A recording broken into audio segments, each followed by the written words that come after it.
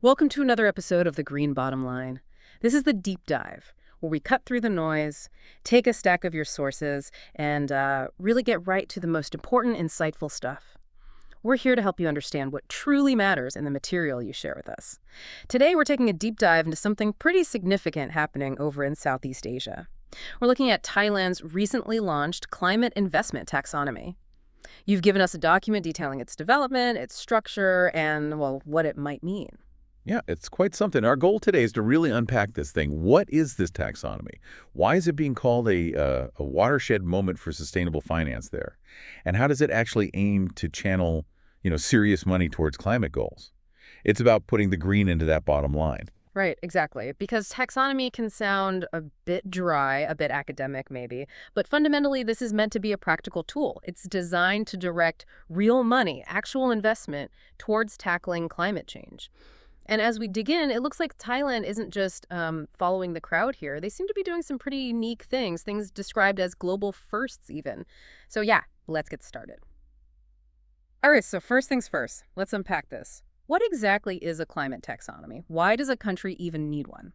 Okay, think of it like a common language, a shared dictionary for green finance. It's basically a classification system. It defines which economic activities count as environmentally sustainable, specifically looking through the lens of climate change. For investors, for companies, even governments, it just brings clarity. It helps cut through the noise about what's genuinely green or, importantly, what's a credible transition investment. Okay, so bringing some order to what could be maybe a bit confusing otherwise. And getting this thing launched in Thailand sounds like it wasn't exactly an overnight process. No, absolutely not. This wasn't quick. It officially launched in July 2023, but that was after 3 full years of development work. So, yeah, a long haul. And it's being described as a really pivotal moment for sustainable finance in Southeast Asia. People are calling it the region the most comprehensive framework for climate-aligned investment. 3 years. Wow.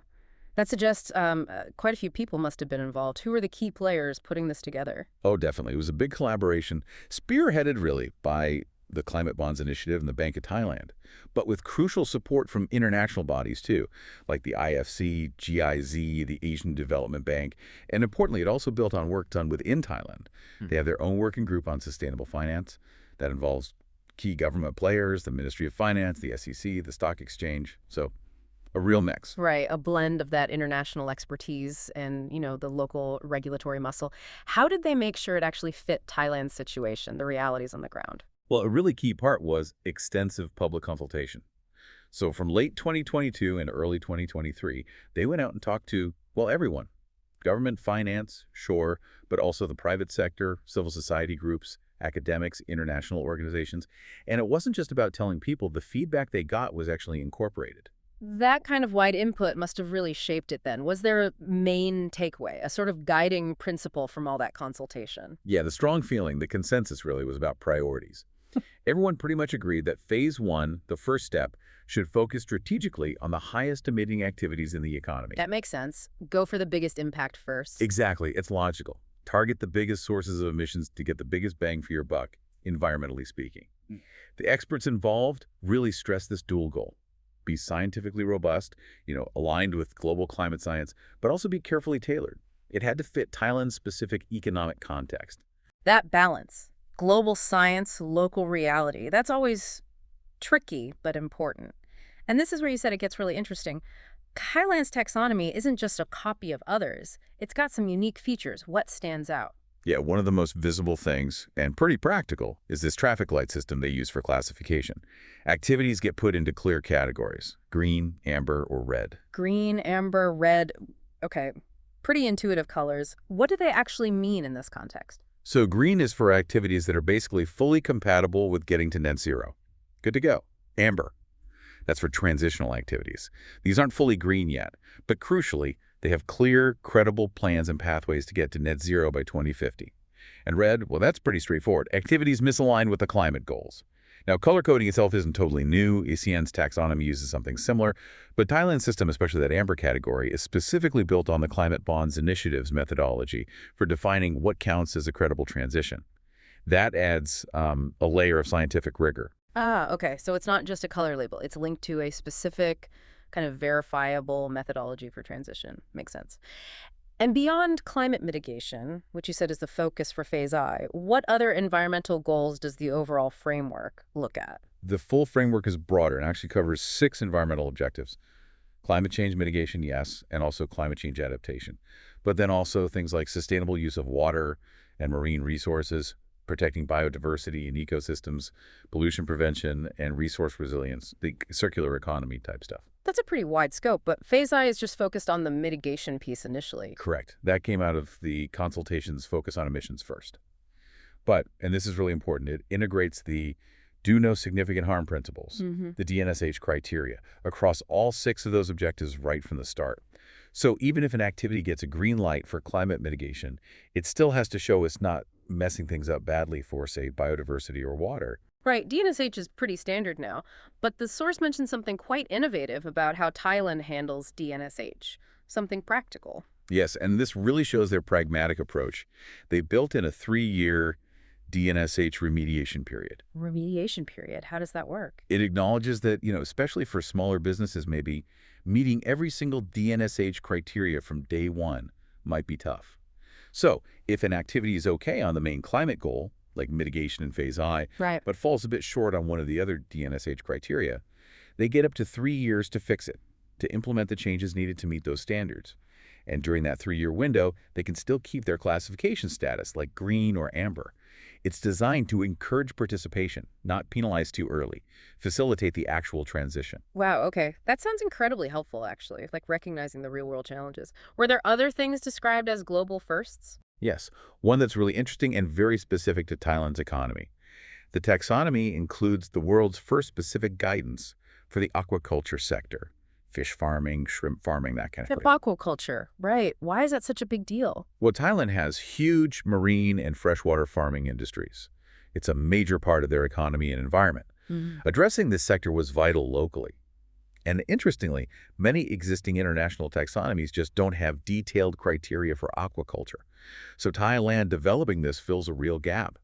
And it could potentially serve as a model, a blueprint, for other countries where aquaculture is important. That's a perfect example, isn't it? Tailoring something global to local needs, but in a way that might have wider use. And it also covers manufacturing, which maybe isn't the first sector you think of for a climate taxonomy. Exactly. It's not just limited to the usual suspects like energy or transport. Manufacturing activities are included.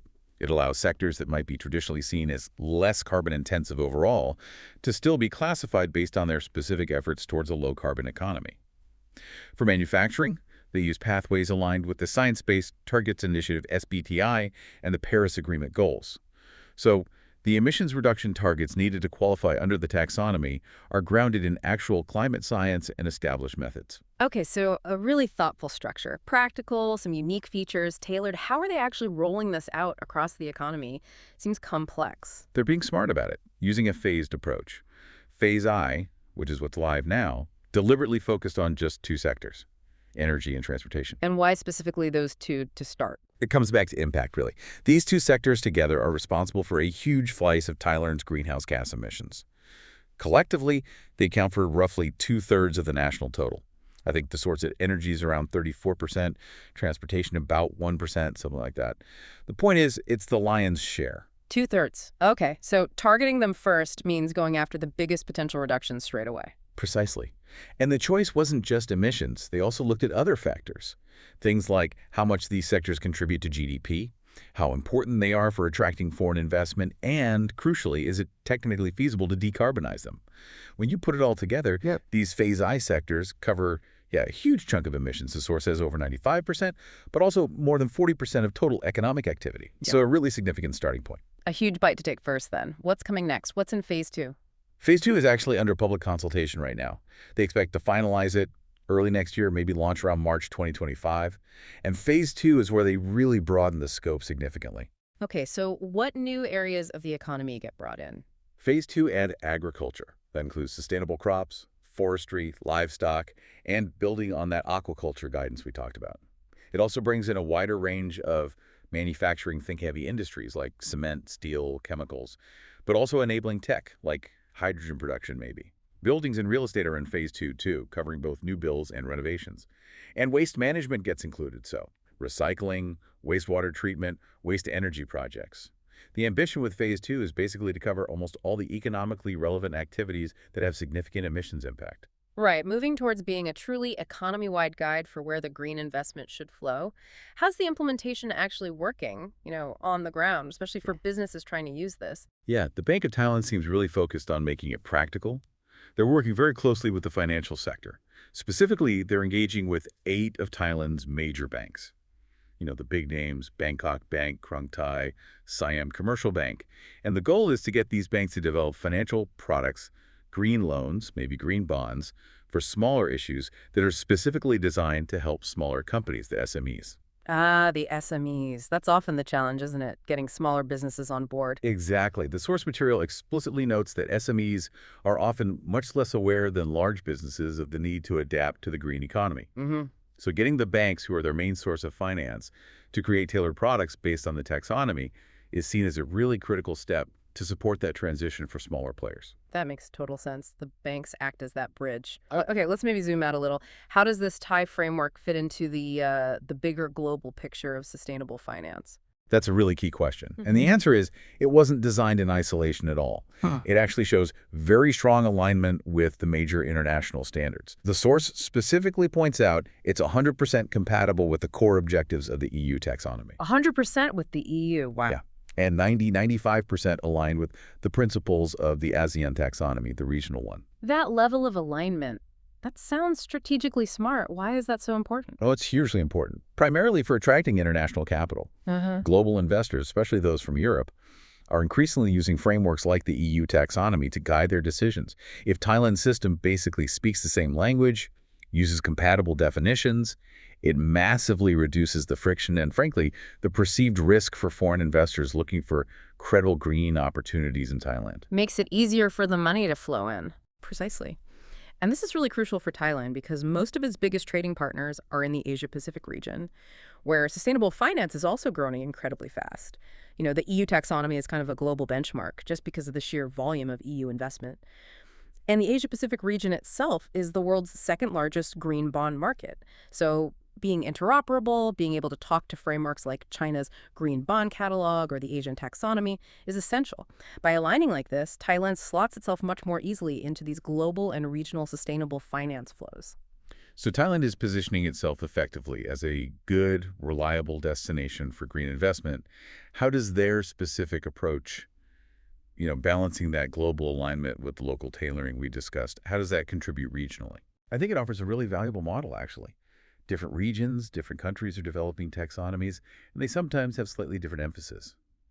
Thailand's approach seems noteworthy for successfully blending that scientific rigor, often drawing on established international methods like climate bonds or SBTI, with really pragmatic, tailored implementation that fits the realities of a Southeast Asian economy. Think about that aquaculture guidance again. That's not just a technical footnote. It's a concrete example of addressing a key local sector in a way that other entries in the region, or even globally, might be able to adapt and use. It helps build a more cohesive, regional, sustainable finance landscape, even if each national taxonomy has its own specific flavors. Yeah, it sounds like a really smart blended strategy. Okay, so bottom line time. What does all this mean for the market itself? What kind of actual tangible impact are we expecting or seeing from this taxonomy? Well, foundationally, it provides the essential infrastructure. It's the rule book, right? That rule book enables the development and, importantly, the credible labeling of all kinds of sustainable finance products. Green bonds, green loans, sustainability-linked loans, maybe green investment funds, green indices, you name it. Right, giving everyone clear categories to work with, investors and businesses alike. Exactly. But beyond just enabling products, it's a crucial tool for measurement. It lets stakeholders track the actual decarbonization progress of different economic activities. It helps assess how efficiently green investments are delivering environmental results. Are we getting the most impact for the money? And it helps pinpoint where the gaps are, which sectors or areas need more transition finance, perhaps more urgently. And are there signs it's actually being used? Is the market responding? Yeah, the early signs seem positive, according to the source. There's definite market appetite. They're seeing consistent growth in sustainable bond issuance in Thailand. And that initiative we mentioned, with the central bank getting the major banks involved in supporting SMEs, that's apparently seeing significant buy-in from the banks. So, translating into action. That's key, isn't it? Seeing it move from paper to actual financial activity. Absolutely. And that international compatibility we talked about, that definitely helps attract climate-focused capital from global investors who are actively looking for places where green is clearly defined and, verifiable. On the flip side, the taxonomy is also a really powerful tool for tackling some big challenges in sustainable finance. Things like preventing greenwashing by setting those clear criteria. It makes it harder to just slap a green label on something that isn't. It helps harmonize data disclosure requirements, which is a headache for everyone. And it helps banks and investors better assess and manage environmental risks in their portfolios. So it's not just a guide, it's also kind of a guardrail, a way to maintain integrity. That's a good way to put it. A guardrail, exactly. Who is this tool really for day to day? Who's the main user? It's really designed for a pretty wide range of users. Companies, obviously, if they want to issue a green bond or get a green loan, they use it to check if their projects qualify. Financial institutions use it to structure those new products, but also to assess the climate alignment of their existing loan books or investment portfolios. Government statistical agencies might use it to track the size and growth of the green economy. Investors naturally use it to identify credible green opportunities and avoid greenwashing. And government bodies themselves can use it for policy design, maybe linking incentives or regulations to taxonomy alignment, or identifying where public investment might be needed most. It's pretty foundational for building out that whole sustainable finance ecosystem. Makes sense. Looking ahead then, what's next on the agenda for Thailand's taxonomy? Well, the immediate next step is finalizing and launching Phase 2, which brings in all those extra sectors: agriculture, manufacturing, buildings, waste. That makes it much more comprehensive, almost economy-wide. Beyond that, it's likely about ongoing refinement, learning from how it's used in practice, updating criteria as science or technology evolves, and continuing to enhance that international cooperation and alignment. It's important to see this as part of a broader government strategy, too. It's not just about the taxonomy itself. It links to improving environmental data availability, maybe designing tax incentives or subsidies, trying to drive demand for green products, and building up the skills, the human capital needed in sustainable finance. In this push, it's not happening in isolation, right? Thailand's effort fits into a much bigger global picture. Oh, absolutely. Yeah. This is part of a massive global trend. According to the Sustainable Banking and Finance Network, there are now something like nearly 50 sustainable finance taxonomies, either developed or under development worldwide. Nearly 50. Wow. Yeah, it shows this growing global consensus that these kinds of frameworks are seen as essential tools. They're practical mechanisms needed to shift capital, at scale, toward low-carbon, climate-resilient activities. Thailand is definitely positioning itself among the leading jurisdictions, particularly in emerging markets, that are actively building out this critical financial infrastructure. And that high level of stakeholder involvement you mentioned earlier, that sounds like a good sign for its future, for its effectiveness. It really is. Getting broad buy-in is crucial for something like this to work well. The fact that, nearly 1,000 people apparently participated in the Phase 2 consultations, that suggests it's not just being imposed from the top down. There's engagement across different sectors. And the commitment to treating it as a living document is key, too. It means it's not set in stone. It can adapt. Climate science changes, technology advances, we learn more through implementation. The framework needs to be able to evolve with that. Okay, so let's try and bring this all together for the listener. What's the main takeaway here? Why should you, listening now, care about a climate taxonomy in Thailand? I think the core achievement is that Thailand has put in place a genuinely significant piece of sustainable finance infrastructure, not just for itself, but potentially for the whole Southeast Asian region. It sets comprehensive standards, yes, but it does so with some really smart, practical innovations. That aquaculture guidance is a genuine global first, and the DNSH remediation period shows a real knack for pragmatic implementation.